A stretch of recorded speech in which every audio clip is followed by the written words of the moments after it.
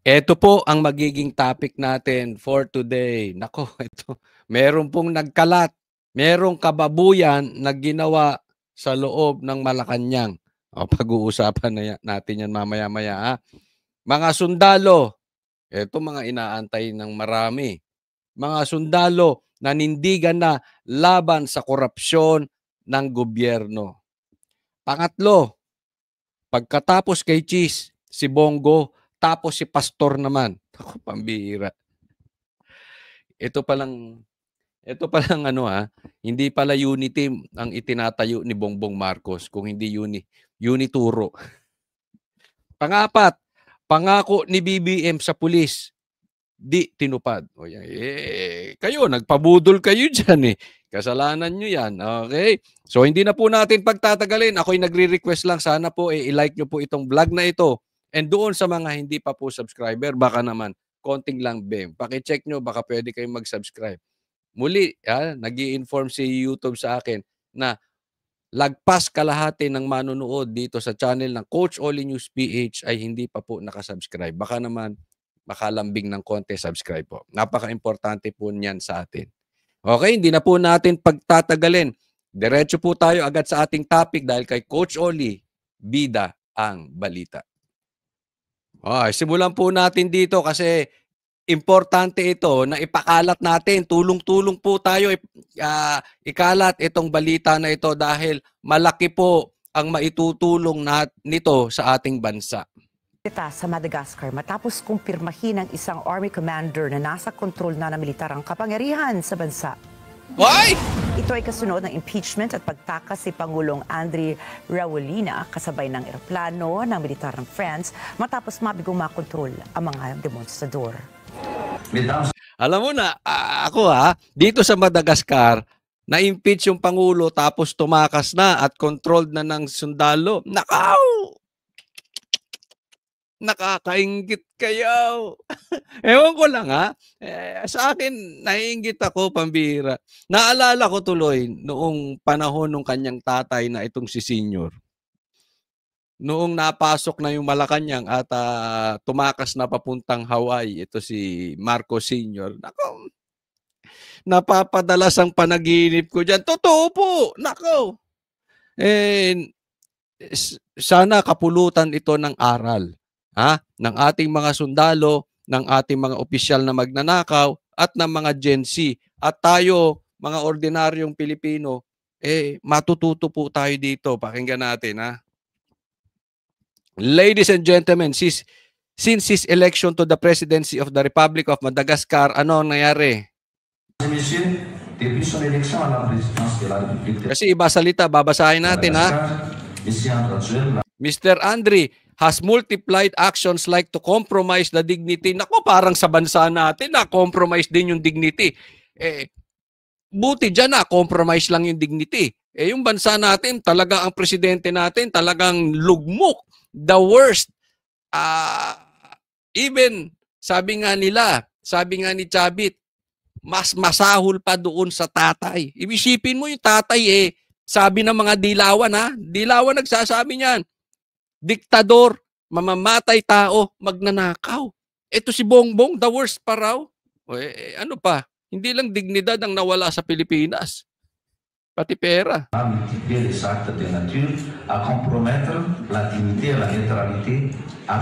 And neutrality attached to the presidential office. He has engaged in activities incompatible with his other factions and made personal use of public resources for the private benefit of his supporters. O yung ginamit ang pera ng publiko para sa pang-pribadong kapakanan. May pambihira. May ko-compare mo talaga sa Pilipinas. Ginamit ang pera ng taong bayan para sa kapakanan ng pamilyang Marcos at Romualdez. Di ba magpinsan niyang dalawang yan? Ginamit para sa ghost projects di umano. Ay, naku, Madagascar. Ako medyo nabibilib ako sa mga tao dyan, ha? Un usage personnel à son influence publique, à des fins privées, aux partisans. Nagdiwang sa kalsada ng Antananarivo ang libo-libong mga mamamayan. Ako na alam nyo, nung pinapanood ko to, nainggit ako. Yung tipong nagdidiwang na tayo, yung tipong napanagot na natin yung mga gahaman ng pagnanakaw. Wala po ako, baka sasabihin niya, inciting to sedition. Hindi, wala po ako sinasabi na gagawing illegal. Kasi ang problema yan sa mga yan, ang ginagawa natin ay freedom of speech, sa kanila inciting to sedition. Sabi nga ni BP Sara, freedom of speech yan. Hindi yan yung destabilization. Iniiba nila yung namang isang illegal na insertion, ang tawag nila amendments. Ganyan po nila ginugol. Wala ako sinasabing gagawin natin ito. Ako'y naiinggit. Kayo ba? Hindi kayo naiinggit yung nagse-celebrate tayo, yung tipong lumayas na. Lumayas na ang mga animal dito sa Pilipinas. Bumalik na sa Hawaii. Pero ako mga kailan lang galing akong Hawaii. Gusto kong mabalikan yung Hawaii. At ipinapangako ko. Siyempre, sa permisyo ng ating Panginoon, ay kung sakali man may ibalik na magnanakaw sa Hawaii, gusto kong bumalik dyan sa Hawaii. Napakaganda dyan. Swerte naman ng magnanakaw. Sa Hawaii pa pupuntahin. Ilang hudyat ng pribagong yugto sa pamumuno sa isla. Ayon kay Commander Randriarina, isang konsehong binubuo ng militar ang namumuno sa bansa ng hanggang 2 taon kasama ang isang transitional government bago magsagawa ng halalan. Teka muna, ang ganda nitong ginawa. Gen Z, ang nanguna Gen Z. Nakakatuwa yung Gen Z nila. Yung Gen Z natin, rally ng rally, walang pinapanganalan, mga duwag. Yung military doon, nag-take over, ang tatapang. Talagang pinagtanggol nila yung karapatan ng taong bayan. Hindi sila nagmukhang pera, yung militar doon. Kasi kung magmumukhang pera yan, hindi yan sasanib dyan sa ganyan. Pero ano pa ang purpose ng militar? To protect the Constitution. Kung binababoy na yung Constitution, nagnanakaw na, nilalagay pa sa pwesto, nagnanakaw na, gagawin pang state witness, pambihira. Tapos meron tayo mga Gen Z, sigaw ng sigaw. Huwag matakot. Ayaw naman pangalanan, mga animal. Sinabihan ko yung anak ko, kung may nangunod dito, nakaklase ng anak ko. Pero huwag kasali na sali dyan sa rally na yan. Pinopondohan ng komunista yan. Tingnan mo, hindi nila mabanggit yung pangalan. Di ba? Tingnan nyo yung mga nandoon, mga komunista. Hindi lahat, pero madami. Nakakita na kayo ng rally, hindi pinapangalanan, kayo mga Gen Z, hindi ko nilalahat. Meron din kasi kaming mga Gen Z na doon sa nakasama doon sa rally nung nakaraan. May mga matatapang din, sumisigaw ng Marcos resign. Dapat ganun. Rally kayo ng rally. Eto Gen Z nanindigan. Hindi nagpagamit sa komunista. Kaya tagumpay. Saan nga nakakita ng rally hindi pinapangalanan? Paano magiging tagumpay yung parang tanga lang? Hindi po lahat ng Gen Z, ulitin ko.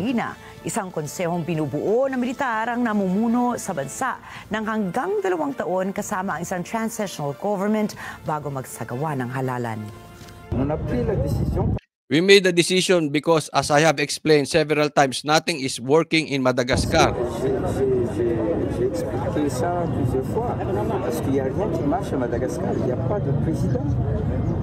There is no president, no president of the Senate, no government, nothing is working. So we have to take responsibility. That's it. Nako, wait, alisin muna natin yan. Magagalit yung wala daw nangyayari sa presidente, walang Senate. Ako parang yung mga yung Senate natin naging Itbulaga, naging noontime show. So walang nangyayari. So they have to take initiative or they have to take responsibilities itong sundalo. Kakainggit na. Mabuti pa yung sundalo diyan. Nakalipat na kaya sa Madagascar. Isipin mo, animal. Nanindigan yung mga sundalo, hindi mukhang pera. Para ipagtanggol ang konstitusyon. Nakakainggit ang ano dyan. Ha?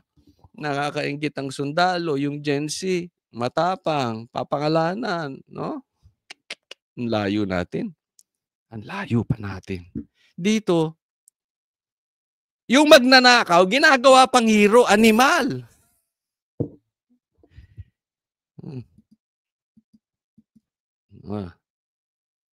Tuloy natin.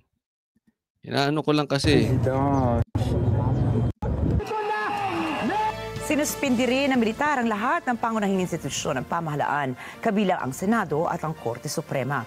Ang nasabing pag-aalsa ay bunga ng lingguhang kilos protest ng Gen Z laban sa korupsyon, kakulangan sa serbisyo at pamamalakad ni Raulina na siya ring unang umupo sa pwesto matapos ang isang coup noong taong 2009. Alam nyo, ito ang hindi naiintindihan ng gobyerno eh. You have to face reality. Kasi lagi nilang sinasabi, fake news lang naman yung mga DDS, ganyan lang naman yan, ganyan. Ang problema kay Marcos, hindi siya marunong makinig. Kung siya ay sensitive sa sigaw ng taong bayan, ang tao ba magrereklamo? Hindi, kung si Bongbong Marcos in the first place, hindi niya nilagay si Tambi as Speaker of the House, walang flood control na mangyayari, ghost projects. Diba? So kung nakinig ka lang, Bongbong Marcos, but anyway, baka sinadya mo ilagay para makinabang ka rin dyan. Di umano. Pero kung wala naman talagang, isipin mo, kung maganda ang ekonomiya ng Pilipinas, sa tingin ninyo may magrereklamo? Sa tingin nyo may magrarally? Wala. Merong mang magrally, yan yung mga komunista. Dahil lagi naman yan, rally yan ng rally. Wala nang nagustuhan presidente yan. Until now. Kaya nakakagulat, pambihira eh. Di ba yung mga komunista, rally ng rally, walang nagustuhan yan. Ngayon, hindi. Nakakagulat. So, huwag kayong madismaya kung bakit maraming complaint sa inyo. Kayo hindi nyo ginagawa yung trabaho ninyo eh. Diba? Ako lang, wala po tayong pinapatukuyan dito ha. Hindi po to inciting to sedition. Ako inilalabas ko lang yung karapatan ko bilang isang Pilipino. At huwag niyong kontrahin yon dahil may karapatan tayong magsalita. Wala naman akong niyayaya. Diba? Kayo din, mga Pilipino, may karapatan kayong magsalita ng naaayon sa batas. Ako'y talaga, nasabi ko, pambihira. Kailan kaya mangyayari na ang sundalo ay ipagtatanggol ang konstitusyon? Ako'y napapatanong sa aking sarili. Ako'y napapatanong at hindi ko talaga maiwasang mainggit sa sundalo nila, sa Gen Z nila, sa ordinaryong mamamayan na talagang nanindigan, hindi lang basta sigaw ng sigaw. Di ba? Kailan? Kailan kaya?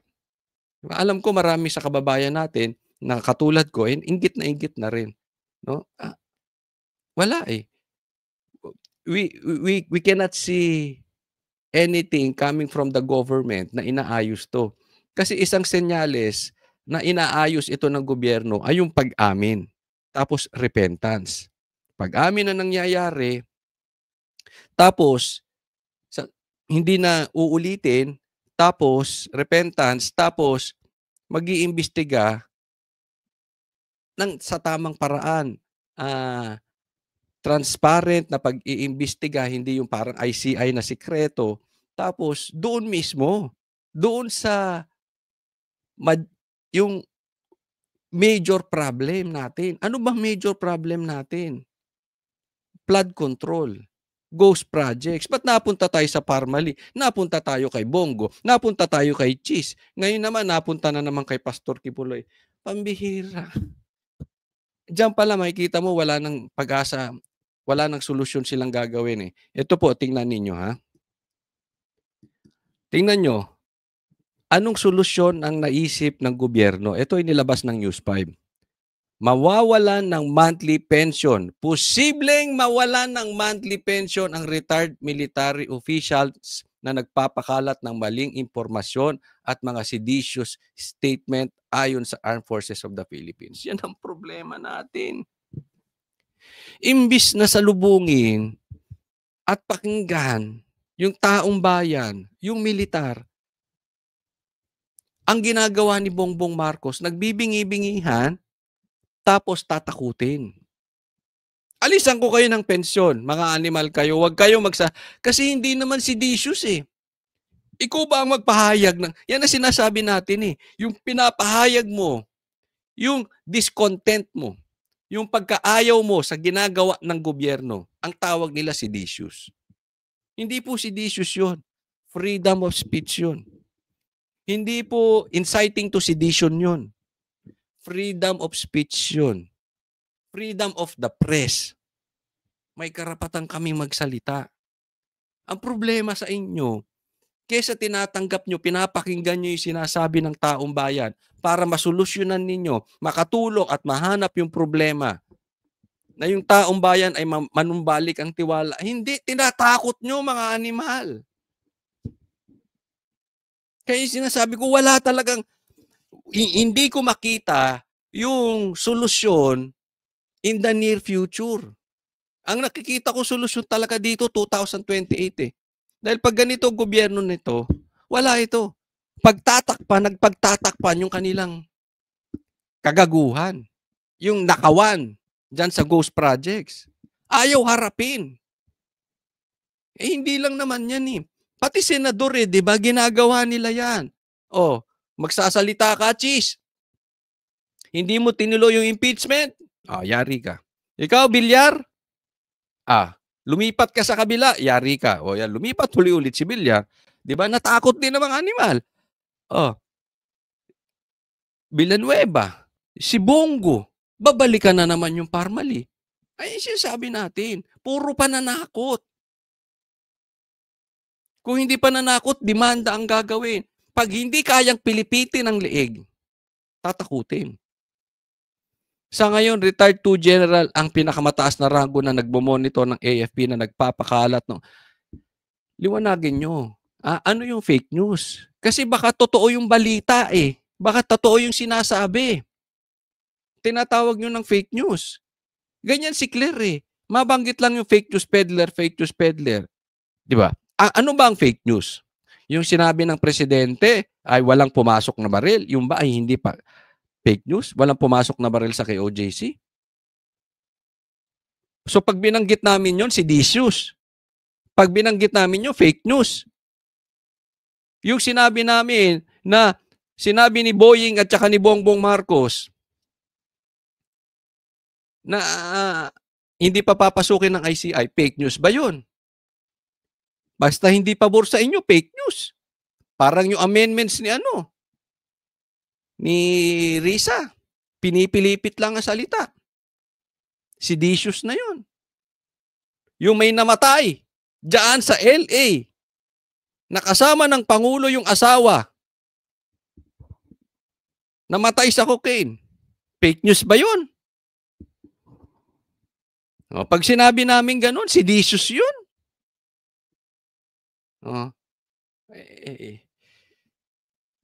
Liwanagin nyo. Huwag nyo pinipilipit yung leeg ng tao pagka hindi gustong sumunod sa inyo. Tatakutin kasi pension eh. Pension. Mahiya kayo. Pinagtrabahuhan ng mga sundalo yan. Huwag nyo kaming gawing robot. Demokrasya ito eh. Hindi kami yung parang sinusian ninyo. Gusto nyo tumakbo kami sa kagustuhan ninyo. Pag may nakita kaming mali, malahimik kami. Hindi po robot ang mga Pilipino. Hindi po robot ang mga sundalo natin. Kaya tuloy yung iba, Ay, nakakainggit ang Madagascar. Yan lang ang masasabi ko. If if the legal channels determine that this is so, mawawala ng pensyon, then we will follow sa ni AFP. Sino magdidesisyon? Si Boying, 'di ba? JBC, ICI. Sino magdidesisyon na fake news nga? Kayo-kayo lang yan eh. 'Di ba? Hawak nyo ng lahat. Kulang na lang. Maglagay ka pa ng tae dyan sa Supreme Court para hawak nyo ng lahat. Lahat ng posisyon, tae nyo, nakaposisyon. Animal kayo. Next po, ito pa, isa pa. Ito, blinner ko lang ito kasi alam nyo na, mahirap na. Ito ay si Manuel Quezon, apo ng dating Pangulo, pambihira.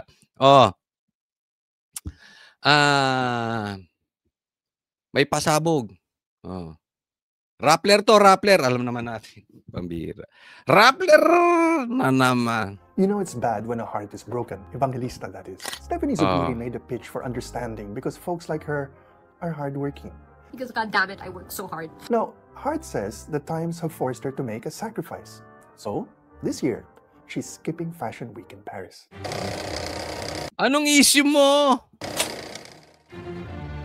Manuel Quezon III, anong issue mo? Bakla! Inggit ka sa maganda. Huwag niyong kinaiinggitan yung maganda. At saka tunay ang dede. Kung wala kayong matres, yan ang tinalaga ng Panginoon eh. Huwag niyong kinaiinggitan. Tingnan mo, ang laki ng problema natin sa baha. Ang issue nitong apo ng dating presidente, yung asawa, ang daming naiinggit kay Cheese. Ako po, hindi ako kay Cheese naiinggit. Hindi ako maiinggit kay Cheese. 'Di ba, bakla? Hindi po. Inamin naman daw niya bading siya. So okay. Buti nga hindi bading ang tawag ko sa iyo. Kasi sabi ni Sir Jack, pag bading masamang bakla. Bakla lang, kayo na mag-decide kung bading to o guding. No? Pero huwag ka mainggit, bakla. Dito kay Hart, ha? Huwag ka mainggit. Gaya sabi ko ako, hindi ako mainggit kay Hart. Kay Cheese. Joke lang. Ha? Huwag ka mainggit. Kasi bakit dinadamay nyo yung personal? Alam mo, sa atin, ikay matagal ka ng journalist. No? Let's be professional. Huwag natin idama yung personal. Let's be professional. Issue lang tayo. Anong kinalaman ni Hart sa Ghost Projects? Diyan na nakalantad na si Tambi sa harap ninyo. Isang kembot mo na lang, bakla. Tuturo na si Bongbong Marcos. Nakay Hart ka pa rin. Ano ba naman itong mama na ito? Is the world of illusion. Here, reputational damage spells commercial death, which is why Sparkle took pains to condemn news that Hart Evangelista might have lost some endorsement deals. Part of the Hart damage is she's no longer Francis Escudero's secret weapon.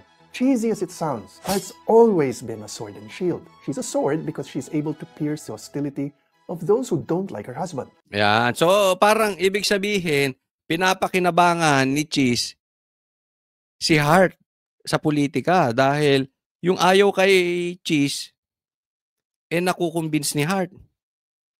Hindi po totoo yan. At saka kung totoo man, anong pakialam mo? Pero titingnan po natin. Hart is different from the others. Bakit? Hindi po nakikialam sa politika. Alam mo masakit dito.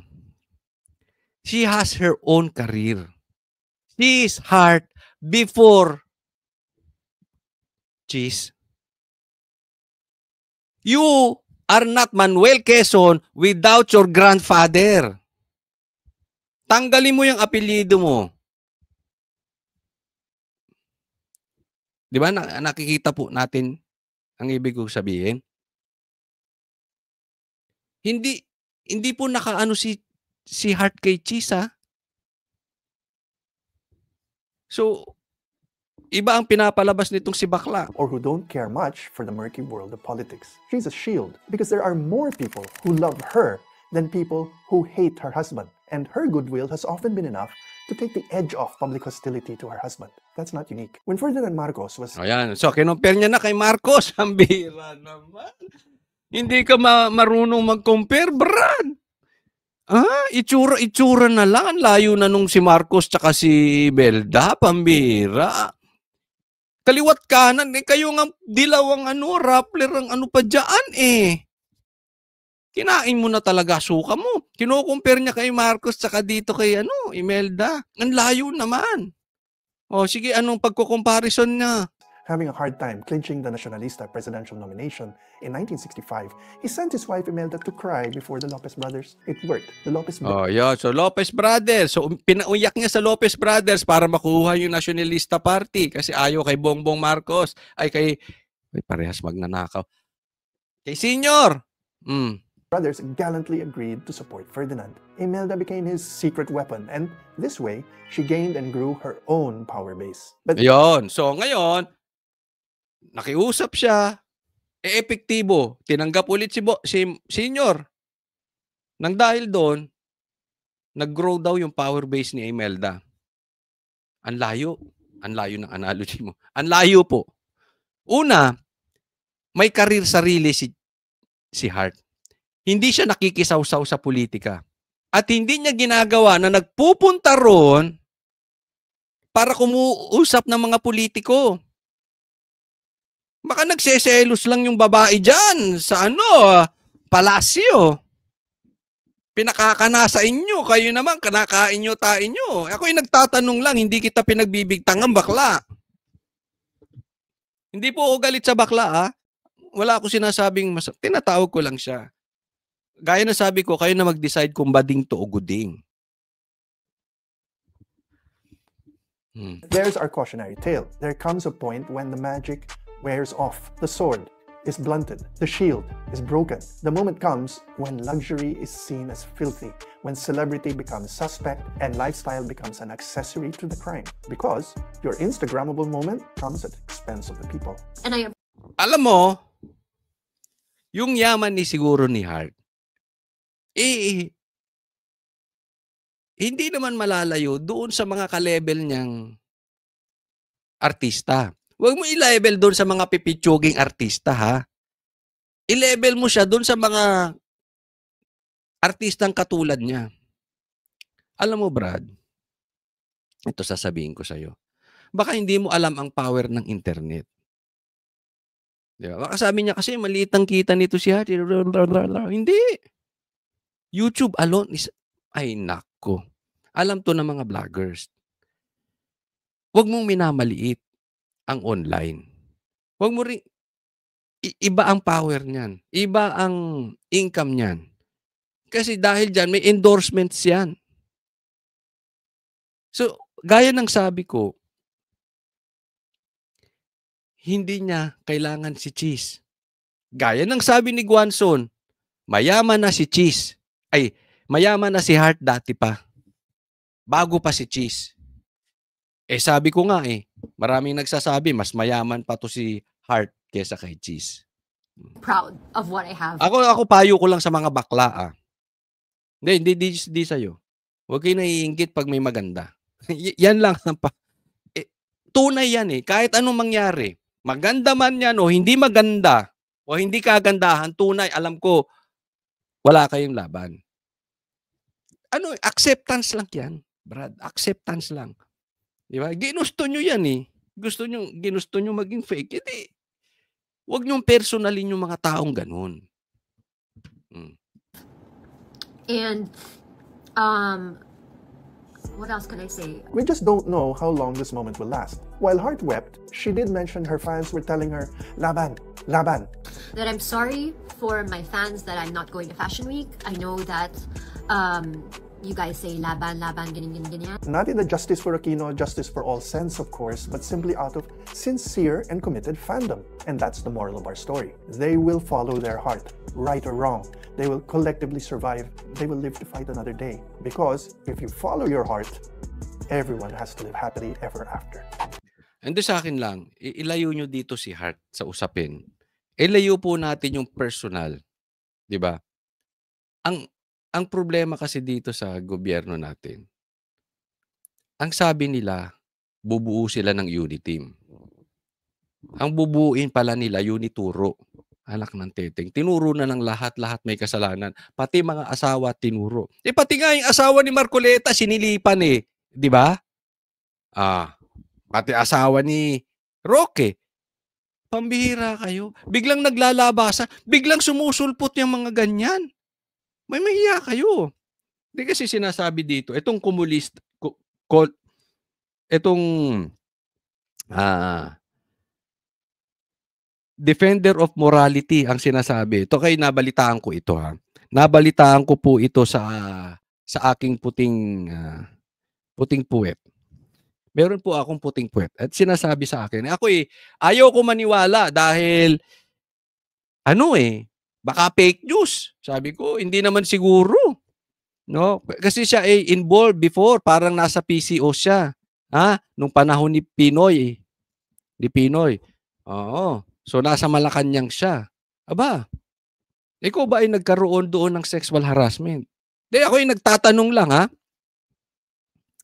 nailabas mo ba yan sa columns mo? Dahil sumusulat ito nailabas mo ba? Kung totoo na, ilabas mo ba yan?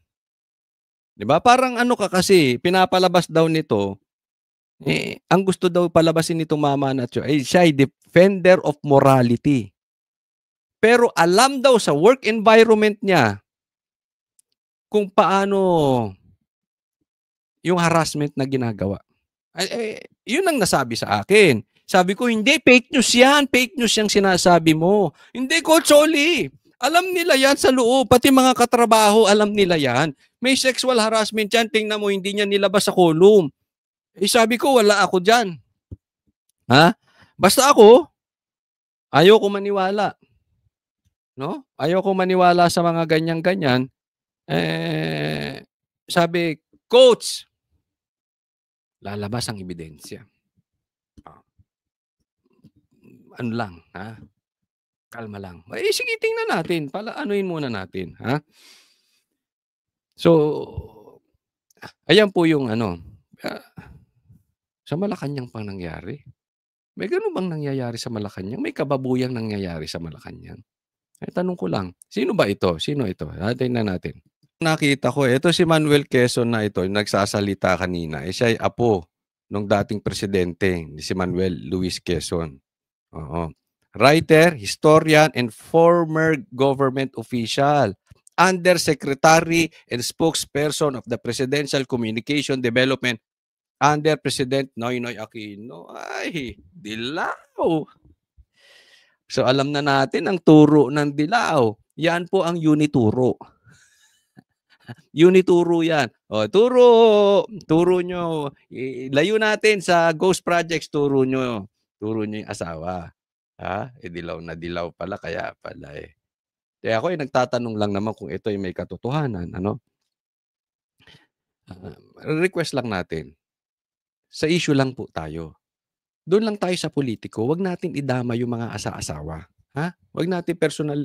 Kasi hindi naman sila kasali dyan. Hindi naman to gumagastos ng ng parang yung mga nepo babies. Tapos wala namang trabaho. Di ba? Ito naman made woman na siya. Even before cheese. So, para palang sa PCO pala ito, spokesperson of the presidential. Bakit parang may saltik yung mga tagapagsalita ng Pangulo? Parang tuta na lang yung mga tagapagsalita ng Pangulo, no? Ewan ko ba. Ito next, tingnan po natin. Ito, pag-usapan natin. Pagkatapos kay Cheese, ang pinag-inita naman si Bongo. Pagkatapos ni Bongo, lumutang tong animal na to. Lumutang si Torre. At alam natin, pag lumutang ito, ang isusunod nito si Pastor Kibuloy. At ang Duterte. Alam na natin yung Totoong kidnapper yan eh. Sabi ni Baste, ay ni Pulong. Oh, di ba? Ang tagal nitong nakapahinga. Ito ata yung multong kausap ni BBM. Nawala ito. Ngayong kalagitnaan ng baho, lumulutang sa ghost projects, kailangan na naman nila ng diversion. Labas Torre. Another diversion. Sinong kikidnapin nating kasunod? Ang bira. Oh. Ay, di ako nagsabi nun. Si Pulong ha. Yung Pangulong Rodrigo Duterte. At dalawa yung nagsalita recently. Yung anak po niya na ang tawag niya pa rin doon ay kidnapping. Tapos ang dating kalihim ng panahon niya na si Teddy Boy Locsin sinasabi na kidnapping din yung ginamit na word. Pero alam natin na na-cover naman namin kung paano nangyari lahat. Eh talaga namang kidnapping. Ikaw naman, huwag ka nang asumipsi. Events leading up to yung papunta sa Hague ng dating Pangulo. Ano reaksyon nyo na kidnapping pa din ang sinasabi nilang term doon sa nangyari? Well, for one, mga kuha nila yan eh. Mga Ano? Mga opinion nila yan. So, okay lang na they can say what they want. We respect them. So, sino susunod na makikidnap? Wala natin. Sino ay susunod na kikidnapin? Their opinions. Pero, nagtatanong lang, Brad, ha? Baka ano ka rin eh. Baka pikon ka. Ha? Korte na yan at dapat ng pabayaan ng korte na mag-decide at talagang mag-pronounce kung ano ba talaga ang nangyari na yan. Kita nyo mga double standard kayo. Pag laban sa inyo, korte. Babanggit kayo ng korte. Nung sinasabi namin padaanin muna sa korte si PRRD, ayaw nyong paharapin. Ganito mga ito. Kaya nga sabi ko, etong mga maiitim na to, etong mga maiitim ang budhi, iniiba-iba lang nila yung salita. Yung sedition, yung freedom of expression, ginagawa nilang sedition. Yung insertion, ginagawa nilang amendments. And about Teddy Boy Locsin, I think he was a member of the House when RA 9851 was enacted. Yan. Research ka ng research kaya hindi ka makasagot ng ano. Dapat nililista mo na yan bago ka in-interview. Ikaw talaga. Ano yun? Nag-research ka. Nag-google ka. RA cheche. Ano sinabi ni Teddy Locsin? Kasi sabi niya yung ginawa kay PRRD pangingidnap. And no member of the House voted against RA 9851 or abstained from voting on that. So RA 9851 authorized the government to surrender to appropriate international tribunal any Filipino charged with crimes against humanity. Ayun, so para sa kanya yung RA something na yan ay pinapayagan na i-endorse sa international community ang na-charge. Di ba? Okay? Kasi may counter-argument pa dyan. Hindi lang yan. No? Pero let's assume tama yung argumento mong yan. Ito sasabihin ko sa iyo. Kahit po kailang isubmit ang ating citizen sa ibang bansa, kailangan dumaan sa korte. Brad, lahat ng dumadaan sa dadaan sa korte. Hindi ka pwedeng basta ka magdi-design, mangingidnap ka, dadalin mo ron. Yan ang hinihingi eh. Dapat pinapunta muna sa korte si PRRD at hayaan ng korte mag-decide kung pwede siyang dalhin doon o hindi. Ang problema sa'yo, minadali mo. Kasi ayaw niyong sumunod sa batas. Ang pinapaniwala niyo, bend the law. Kung tama yung batas na yan sa interpretasyon mo, may kulang pa rin. Halimbawa, bigyan kita ng halimbawa. May nakita kang pinapatay. Nakita mo na, nakita ng taong bayan. Alam mo, siya pumatay. Kitang-kita mo na. Kailangan pa rin dumaan sa korte. Hindi pwedeng ikaw magbibigay ng sentensya. Ano, ikaw na pulis, ikaw pa korte? Aba, abusado ka, animal ka. pagka ganun ang gawain ng isang tao, ambusado yan. Kaya nga may check and balance tayo eh. Di ba? Meron tayong legislative, executive, tsaka judicial. So lahat po yan dadaan sa korte. Hindi, kaya nga may an accused is considered innocent until proven guilty. Why? It is very important sa isang demokrasya ang due process, tore. Yung ginagawa mo na style, yung ginawa mo kay Pastor Kibuloy, pinasok mo yung nang wala kang tamang search warrant at saka warrant of arrest, pinasok mo yung KOJC. Anong sinabi mo? Nandoon ako, narinig ko yun. Sa harap ko, sinabi mo yun. Papasok kami sa ayaw o sa gusto nyo. Doon na lang kayo saka na lang kayo magreklamo sa korte. Hindi pwedeng ganoon. Parang yan yung mga sinaunang pulis na ugali. Gagawin namin ang gusto namin. Sa presinto ka na magpaliwanag. Hindi po pwede. 2025 na tayo. Dapat nirespeto due process. Hindi. Kasi alam mo, problema dito. Pwede kang gawan ng kwento eh. Tapos pag ginawan ka ng kwento, even now, magkapatid ang SILG tsaka ombudsman. Ang senador, kakuntsaba rin ng presidente. Yung Senate President. Pinsan niya ang House Speaker. Hawak na nila. Pag ginawan ka ng kwento at pina-issue mo sa ICC na padala doon, basta mo na lang papadala. Di tapos ka na. Nagamit mo para sa kalaban mo sa politika. Hindi ganoon. Bago mo dalhin sa ICC, padaanin mo sa korte. Huwag niyong kaming niloloko. Hindi kami loko-loko katulad nyo. So I don't think that Ted Boy. Kasi pag hindi to sinagot ng korte, maraming makikidnap sa ating mga Pilipino. May kasunod pa to. Kaya dapat gawa ng paraan to ng korte. Lahat ng bagay dapat dumaan sa due process, dumaan sa korte. Locsin can now complain if RA 9851 was used by the government to surrender Duterte to the ICC. So I think he has the chance to make his protestations against the law, but he did not. He is a member of the House of Representatives during the time, and I believe sa ngayon ini-implement lang natin ang batas na ginawa niya mismo. Yes. Tuloy po ba na magte-testify kayo next week? Alam na po ba natin kung kailan exactly next week? Kasi alam ko meron parang may conflict of schedule po kayo, no? In testify against sa kaso po ni Kibuloy. Yes, or against on Kibuloy. October 23, I'm set to testify sa Pasig Regional Trial. Si Pastor Kibuloy naman ngayon, di ba? Nakikita nyo na. Yan ang taktika nila. Unituro. Idadivert nila na idadivert. Lumayo lang tayo sa issue ng ghost projects. Yan po yun. Kaya kaduda-duda, biglang lumutang to. Oo. Papasok ang Monday. Yan ang magiging issue nila. Yan ang magiging topic. Balik na naman kay Pastor Kibuloy. Court regarding dun sa pagka-aresto sa kanya. Dun sa... Hindi nyo inaresto si Pastor Kibuloy. Huwag mong ibahin. Sumuko si Pastor Kibuloy sa ISAF.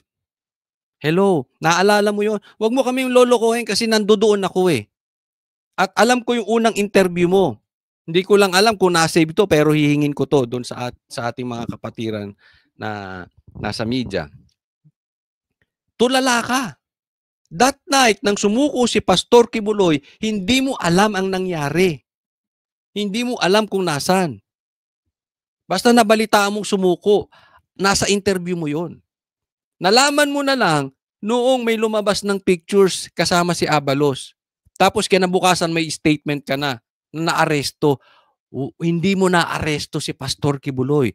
You are a failure considering you have 5,000 policemen inside KOJC for 16 days. You still failed. Ang masakit noon sa ISAP sumuko, hindi sa iyo. Masakit, no? Masakit pag failure, di ba? I'm going. Pupunta po ako at magte-testimonya laban sa kanya. Meron na pong initial talks. Alam po ba natin kung ano i-expect po natin dun sa mga sasabihin nyo or tatanungin po sa inyo? Well, I think ako naman ay arresting officer lamang. Hindi naman ako ang complainant dyan sa case na yan. So I expect that the prosecution will present me in the matters regarding dun sa pagka-arrest sa kanya. Sir, hirit na lang ako ng isa ha. Balikan ko lang yung usapin tungkol kay former President Duterte. I understand, sabi nyo nga po, opinion nila yan kung sinasabi man nila na kidnapping. Pero recently, naglabas po ng statement si Congressman Pulong Duterte na parang ang sinasabi niya, something like hindi niya palalagpasin yung mga kidnappers ng kanyang tatay. What do you want to tell the congressman, sir? Well, naintindihan natin ang saloobin ni Congressman Pulong Duterte kasi siyempre tatay niya yung apektado regarding this matter. Pero sa akin naman bilang isang pulis na nagpatupad at nanguna doon sa pag-implement ng ICC arrest warrant na yun, based on the request of the Interpol, I believe na yan ay part lamang ng trabaho at ginawa naman natin ng tama ang ating tungkulin. Yan. Sa akin lang, Torre, sana huwag kang aalis ng bansa sa 2028. At sana, yung mga sinasabi mo, panindigan mo, sabihin mo pa rin sa 2028. Pag presidente na si BP Sara. Huwag kang tatakas, huwag kang babalimbing, huwag kang magkakasakit. Ha? Kasi si Tambi may sakit na rin. Mamaya pag-uusapan natin yan. Eto pa next. Tinutukso kayo, General Torre, ni ano eh. Ito, maganda tong nabudol siya ni Bongbong Marcos. Ni former Senator Trillanes na pwede daw kayo mag-VP. Ano reaction niya sa kanyang pronouncement na kayo nasa listahan na pinagpipilian? Si Trillanes. Gusto talaga maging relevant, no? I mean, nakita nyo na kung anong klaseng utak meron si Trillanes. Siya daw magiging VP. Sige, good luck. Pustahan tayo kung sinong makakalaban nitong Vice President na katandem ni VP Sara. Kung ito lang, baka hindi umabot sa 5% ang boto nitong animal. It's an honor. Thank you very much for considering me. Pero parang hindi ko kakayanin dahil pag PNP nga lang, 85 days nga lang ako, tanggal agad eh. So, baka naman pag nag-VP ako, na-impeach ka agad ako, baka 84 days lang o 83 days lang. So, I'm not very sure if I'm really ready to again hold sensitive position. Alam nyo, well, ang totoo, hindi ako sanay sa walang ginagawa. Pero it's really a big relief. Nang ma-relieve ay na-relief, may relief na dumating. Ayun, may relief. No, may natanggap si Torre. Kaya ka lumabas. So, para makisali ka sa mga unituro. Sino ituturo mo? Si Pastor Kibuloy. Sinong kikidnapin? Nagtatanong lang naman. Di kita pinagbibintangan. Si Bato. Makikisali to. Ay, sali sa diversion to. Din. Pero, ayun na. Parang marami ng time, maraming oras para sa mga ibang gagawin. Anong mga ginagawa niyo, sir? Yeah. So, since August 26. Naka-leave pa lang naman si sir. August 26 to October 31 natang leave ni sir eh. Yeah. For one, may mga family business na inaasikaso. So, contractor ka na rin. Anong proyekto binigay sa'yo? Ghost projects? Hindi, tatanong lang may business. Timpayaman. So, where I'm trying to immerse again myself sa mga ginagawa ng pamilya. Pero sir, syempre nandyan pa rin yung question na offer about dun sa position sa government. So I wonder, may update na po ba kung ano yung tinutukoy ng Malacanang na posisyon na gusto nilang i-offer sa inyo?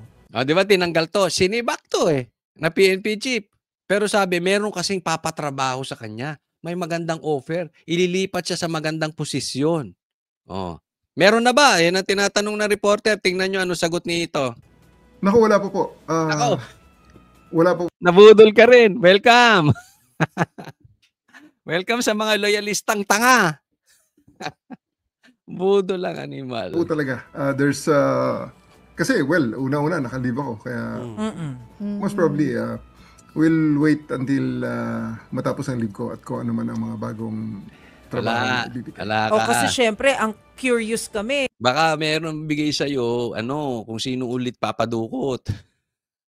General Torre, mainit kasi ngayon yung usapin tungkol dun sa anomalies ng flood control at nariyan po ang Independent Commission for... Yan ang maganda. Lumutang siya at malaki ang problema sa ghost projects, di ba? Ang tanong, ano ang magiging papel nito sa diversion? Sigurado yan. Hindi ito bibigyan ng trabaho para talagang mag-imbestiga. Ang gagawin nito, diversion.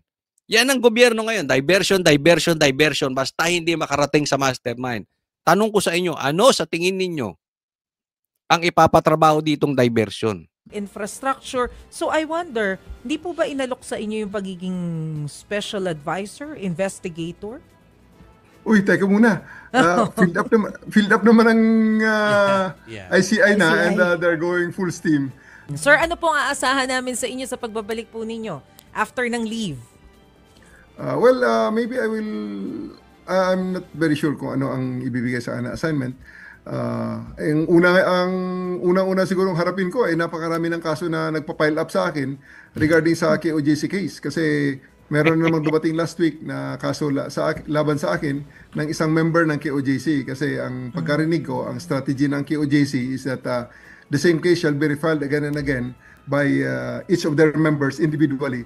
Pag ma-dismiss yun. Hindi ganon. Sinisisi na naman. Kasalanan naman ng KOJC. Madumi sila, malinis ka. Maitim sila, maputi ka. Wow, may ganon. Brad, maraming nasaktan sa loob, sir. Nakita namin yun. Na-video ko yun. Nasa live namin yun. Huwag nyo kami lokohin. Maraming nasaktan doon. Pambihira. Armado yung mga pulis mo, sinasaktan yung ba? Huwag mo ibaling na naman na di-demand. Natural. May sinaktan ka ba ron? Wala namang ginagawa. Naglalabas lang ng saloobin. Hindi naman nananakit. Di ba? Masama ba yun? Wala na ba tayong freedom of speech? Ano ba tayo? Komunista na? Ikita na. Ang dami naming naka-live doon. Nakita ng buong Pilipinas yun, daming nasaktan. Nakatumba na nga, sinisipa pa eh. Gusto mo hanapin ko yung video? Sabihin mo lang. Lalabas namin yun para madali naman kaming kausap. Natumba na. Tinatadyakan pa. Kahit na ito ay harassment cases lamang, kailangan ko pa rin sumagot. At pag iba na ang complainant, sasagutin ko uli. At ina-expect ko that they will be filing this case again and again. At ito nga, nakita ko na may pangatlong case na pangatlong private individual na nag-file sa akin ng kaso. Dahil ang mga naunang kaso na i-final nung... Tingnan mo yung kasong final mo? Ha? Kila Banat Bay? Kila, dismiss. Diba? Kila ka Eric, dismiss. Diba? Banggitin mo dyan, banggitin mo. Sige. Ikaw ngayon ang makakasuhan. Dismiss na yun eh. Dalawang ibang individual ay na-dismiss na rin. So pare-parehong case. Okay. Again, sinabi na ni General Torre kanina na siya ay hindi mo na interesado sa mga usapin ng pagtakbo dahil tatakbo siya para sa fund run niya. Literal na pinapaalala takbo namin sa Laguna to. Pero tinutukso kayo, General Torre, ni former Senator Trillanes na pwede daw kayo mag-VP. Ano reaction niya sa kanyang pronouncement na kayo nasa listahan na pinagpipilian? Nasagot na yan. So, baka naman pag nag-VP ako, na-impeach ka agad ako, baka 84 days lang o 83 days lang. Galagad So, di ba, saglit lang siya naging PNP chief na si Baco. May impeach ka talaga. Baka naman pag nag-VP ako, na-impeach ka agad ako, baka 84 days lang o 83 days lang. So, I'm not very sure if I'm really ready to again hold sensitive position. Maybe I'll just relax lang muna. At, fun run muna. Fun run na lang muna para makapag... Sipin mo magsasama sila ni Risa. Bagay kayo. Marami kayong common denominator ni Risa. Marami. Sabagay, kakatakot kalaban kayo sa eleksyon. Imagine niyo Risa tandem and Torre. Desperado mga animal. Alam nila talagang wala silang patutunguhan. I mean, sino? Dati ang pambato ni Bongbong, si Tambi. Wala na. Sino pa?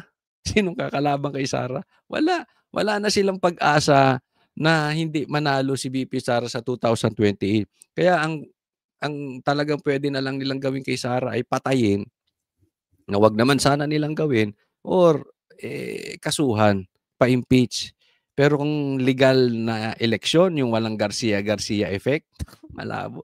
Sino? Sige, si Torre, Risa, Tambi, Tulpo. Ewan ko sa inyo. At next. Kaya naman, sabi ko, talagang wala nang patutunguhan tong investigasyon. Di ba? Investigasyon, may ghost projects, tapos ang kinakausap ni Bongbong Marcos, ghost din. Sabi niya, PBBM nakakausap ang ama. I might creep people out but I have long conversations with my father still. Okay, I mean, I think what did my dad do, it was a similar situation that I saw my father in, and what did he do? Alam nyo, eto si Bongbong Marcos. Ako sa tingin ko lang malubha na ito. Malubha. Baka ito malapit ng maganon, matigok. Kasi hindi po threat yan, hindi po threat. Yan po ang katangian. Hindi ako naniniwala dito. Okay? Maliwanagin ko lang, hindi po ako naniniwala dito. Pero maraming nagsasabi na pag nakakausap mo na daw yung nang madalas, yung iyong yumaong sinusundo ka na. Yun nasabi Hindi ko, I mean, hindi po yan pinapaniwalaan sa aming reliyon, no? Pero yan ang sabi ko, Choli, parang sinusundo na siya ng tatay niya. Kasi madalas na sila mag-usap. That is not normal. Na hindi ka makatulog dahil kausap mo parati yung tatay mo. Yung tatay mo matagal nang patay. May pambihira. Sundot yan. Ay, sundo na yan. Baka sinusundot ka na. Oy, tumigil ka na. Kanakaw. Dinaig mo ko, animal. Baka ganon. Sunduin na kita. Tatandaan natin, kayo man ang hustisya dito sa mundo, may hustisya sa langit. Yung ginagawa nyo magpinsan ngayon, may problema tayo sa ghost projects, pinaasa nyo pa sa iba. Yung mga tumulong sa inyo like Duterte, Pastor Kibuloy, BP Sara, at marami pang iba, Chavit Singson, instead na hindi nyo trinidor pa ninyo. Obviously, kitang-kita ng taong bayan, yung tatay mo hindi maililibing sa libingan ng bayani kung hindi kay PRRD. Yung tatay, ikaw, hindi ka makakabalik. You will never become a president kung wala kay BP Sara. Alam mo yan, alam ng pamilya mo yan. Ang hindi lang nakakaalam niyan si Trillanes. Talaga may trililing na yun si Trillanes No? Pero pag ganito na ang presidente natin, parang sabi nga ni Kiko Barsaga, masahol pa sa adik. So, ewan ko, kayo mag-decide, pakilagay nyo dyan sa comment section. Yan ba ay, ano ba sinasabi nila doon? Pangitain na sinusundo na at may malubang kalagayan si Bongbong Marcos at sinusundo na ng kanyang tatay. I don't know. Basta ako, sa aking paniwala, hindi po ako naniniwala sa mga sundo-sundo na gano'n.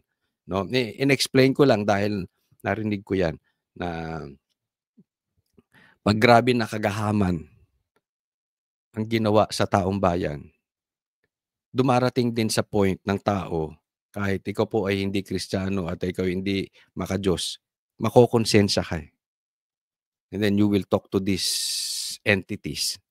No? But kayo po mag-decide kung grabehan na ba. As for me, grabe ang ginawa nitong magpinsan sa Pilipinas. Daming namamatay sa lunod, sila sa karangyaan. Yung dating Pangulo na nilinis ang kalsada sa mga adik tsaka sa komunista, pinakidnap. Di umano. You deserve it. Yan na sitwasyon mo. Di ka makatulog, kausap ang tatay. Wag naman sana na ayan na, sundo niya. Next po tayo.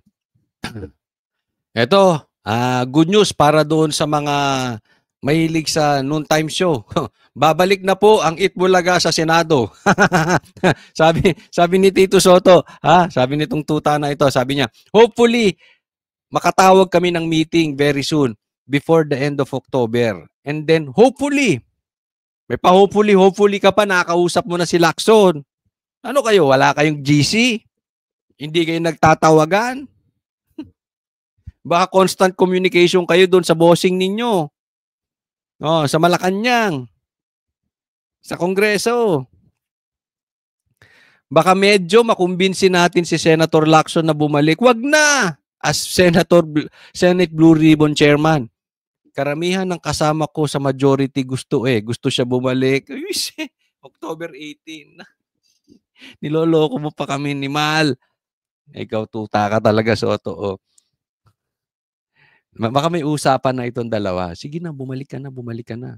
Oo, baka kinausap siya ng palasyo o kinausap siya ng house, yung bossing doon. Balik ka na. Kasi matutumbok na tayo. Delegates. Balik ka na. Kasi baka pa umupo si Marcoleta, yari. Patay ang hari. So balik ka na. Harangan natin. Let's protect the king. Baka nasabihan ng ganyan. Tapos si Tito naman, kunwari, kailangan para mag-meeting, para mapag-usapan, kasi karamihan ng kasama niya, Itbulaga. Pambihira. Alam mo nangyari dyan sa investigasyon na yan? Naging noontime show. Katawa-tawa. Parang naging circus. Naging, naging comedy show. Itong Blue Ribbon Committee. Yung Senate as a whole. You are a disgrace. Sinisira niyo yung institution. Alam mo yung mga politiko, dapat hindi nila sinisira yung institution nila. Because you people come and go. Pero yung institution will stay. Tingnan mo yung Congress. Wala na. Sabog na. Sinira Grabe gahaman. Kung hindi mapapanagot si Tambi, yung tiwala ng taong bayan sa Kongreso hindi na babalik kahit anong gawin. Yung tiwala ng taong bayan sa Kongreso na hindi uulitin yung kanilang manipulation pagdating sa pera ng taong bayan, mawawala. Kasi na-expose sila na ganito pala kalakas ang Congress. Pag tinulungan ng presidente, yung capacity nila makakuha ng pera ay sobrang laki. So, pag hindi mapanagot si Tambi or hopefully pati ang presidente, yung Kongreso na yan, magpapatuloy yan. Yung ipapalit mo dyan, ganyan din ang gagawin. Hindi lang flood control, iibahin lang. Pero yung sistema, parehas, mangungurakot at mangungurakot. Until such time, tipyasin yan. Pag natapyas na yan, saka lang maaayos. Dahil naturuan na ng leksyon. Pero until ang mga Senate President and House Speaker are clowns, walang mangyayari sa atin. So abangan natin, next week, ang noontime show. Senate noontime show. Maraming salamat po sa lahat. Huwag pong kakalimutan na i-like po itong video na ito. And sana doon sa mga hindi ko pa subscriber, ay mag-subscribe po kayo. Maraming salamat po. God bless everyone.